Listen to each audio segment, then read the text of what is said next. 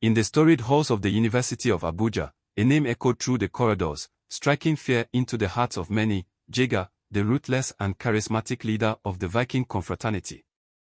His ascendancy to the esteemed rank of executioner, the highest echelon within the Viking hierarchy, was a testament to his unyielding ambition and unwavering dedication to the fraternity's ideals. As executioner, Jega wielded considerable influence, casting a long shadow over the university's social landscape. His reputation for ruthlessness, however, extended far beyond the confines of his own fraternity. Those outside the Viking fold lived in trepidation of crossing paths with Jega, whose intolerance for weakness or dissent was legendary. His was a name whispered in awe and terror, synonymous with intimidation, extortion, and harassment. Yet, Jega's brutality was not reserved solely for outsiders. His own Viking brethren lived in fear of his wrath, particularly those he deemed weak or not man enough to uphold the fraternity's values. The Viking ship, a symbol of their collective strength and resilience, was, in Jega's eyes, a vessel that required constant vigilance and ruthless discipline to navigate the treacherous waters of university life. Jega's tenure as executioner was marked by numerous allegations of misconduct, each one a testament to his unyielding commitment to the Viking code. His was a reign of terror, where the strong survived and the weak were cast aside. Few dared challenge his authority, and those who did were dealt with swiftly and mercilessly. However, Jega's grip on power was not as unyielding as it seemed. In a shocking turn of events, he relinquished his position as executioner, handing over the reins to a successor. The reasons behind this sudden decision remained shrouded in mystery, known only to Jega himself. Some speculated that the pressures of leadership had finally taken their toll, while others whispered of internal power struggles within the Viking hierarchy. Regardless of the motivations behind Jega's decision, one thing was certain: his legacy as a ruthless and charismatic leader would endure, a cautionary tale of the dangers of unchecked ambition and the devastating consequences of brutality. Jega's methods were the stuff of nightmares, a carefully crafted blend of intimidation, coercion, and outright brutality. His reputation as a ruthless operator had spread far and wide, striking fear into the hearts of students across the campus. When Jega and his men stormed student quarters, it was an event that left a lasting impression.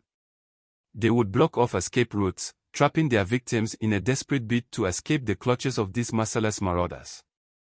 With his men positioned strategically around the area, Jega would emerge from the shadows, his presence commanding attention.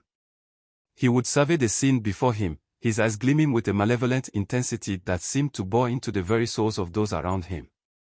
And then, the demands would begin. Jega would order each student to hand over their valuables, cash, phones, laptops, and any other item of worth. His men would move from room to room, collecting the spoils of their extortionate endeavors. But Jega's methods were not just about brute force and coercion. Oh no, he had a far more sinister trick up his sleeve. One of his men would produce a calabash, an innocuous-looking vessel that seemed utterly out of place in this scene of chaos and destruction. Yet, rumors had begun to circulate that this calabash was imbued with dark, diabolical powers. It was said that anyone who crossed its path would be filled with an unspeakable fear, a terror that would render them helpless and compliant. Whether or not there was any truth to these rumors, one thing was certain: Jega's presence was enough to inspire fear in even the bravest of hearts. His was a reputation built on blood, sweat, and tears, a legacy of brutality and intimidation that seemed destined to endure for generations to come. As the students handed over their belongings, Jega would watch with an air of detachment, his eyes gleaming with a cold, calculating intensity. He was a master of manipulation, a puppeteer who pulled the strings of fear and intimidation with ease. And when he finally departed the scene, his calabash overflowing with the spoils of his extortionate endeavors, Jega knew that his reputation as a ruthless and feared operator had been forever cemented. He was the kingpin of campus crime, a lord of the underworld who ruled with an iron fist. Jega's reputation for ruthlessness had reached unprecedented heights, striking fear into the hearts of even the most hardened individuals within the Viking confraternity. The then executioner and his executives lived in trepidation of Jega's wrath, their own authority and power eclipsed by his menacing presence. But Jega's intimidation was not limited to those outside his inner circle. Many of his fellow Viking sailors lived in abject terror of him, and in his scorn and disdain for not being rugged or notorious enough.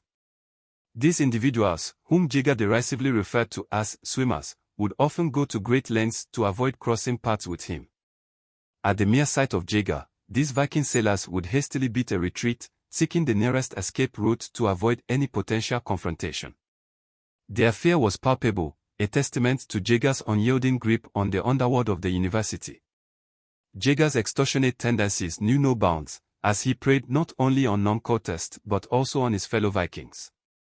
Those whom he perceived as weak or vulnerable were particularly susceptible to his predations, forced to hand over their valuables or face the consequences of his wrath. As Jega's notoriety grew, so too did his disdain for the academic pursuits that had brought him to the university in the first place. He rarely attended lectures, preferring instead to indulge in the thrill of the underworld. When he did deign to attend classes, it was often with the express intention of pilfering valuables from his unsuspecting classmates. Jega's modus operandi was as predictable as it was ruthless. He would scan the room, his eyes locking onto the most valuable items in sight. And then, with a speed and stealth that belied his menacing presence, he would strike, relieving his classmates of their possessions and disappearing into the shadows, leaving a trail of fear and intimidation in his wake. Jega's reputation for ruthlessness and intimidation had earned him numerous enemies, particularly among the Black Axe confraternity. His history of altercations with Black Axe members was well documented, with allegations of intimidation and extortion leveled against him. It seemed that Jega's penchant for violence and coercion had finally caught up with him. On a fateful day, a group of Black Axe members from Nasarawa State University happened to be in the vicinity, unaware to Jega. As he walked towards the Bob H. Gate, a notorious hotspot for his extortionate activities, he was completely oblivious to the danger lurking nearby. The Black Axe members, recognizing Jega instantly, saw an opportunity to settle old scores. With calculated precision, they double-crossed Jega, catching him off guard. In a split second, they opened fire, and Jega's body crumpled to the ground, his lifeblood spilling out onto the pavement. The sound of gunfire echoed through the air, sending shockwaves of fear throughout the campus. As Jega lay motionless, surrounded by a pool of his own blood, his life slowly slipped away.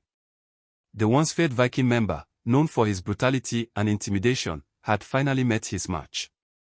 The Black Axe members, having exacted their revenge, melted away into the crowd, leaving behind a trail of chaos and destruction. In the aftermath of Jega's demise, the Viking executioner faced a daunting decision. Would they declare war on the Black Axe confraternity, seeking revenge for Jega's killing? Or would they choose a more measured approach, recognizing that Jega's actions had ultimately led to his own downfall? As it turned out, the Viking executioner opted for the latter, refusing to pronounce a war against the Black Axe. It was a decision born out of exhaustion and frustration, as many within the Viking ranks had grown tired of Jega's excesses. His reign of terror had finally come to an end, and the Viking confraternity was better off without him. In the end, Jega's demise served as a cautionary tale, a reminder of the dangers of unchecked ambition and the consequences of living a life of violence and intimidation. As the campus slowly returned to normal, students and faculty alike breathed a collective sigh of relief, grateful that the reign of terror was finally over.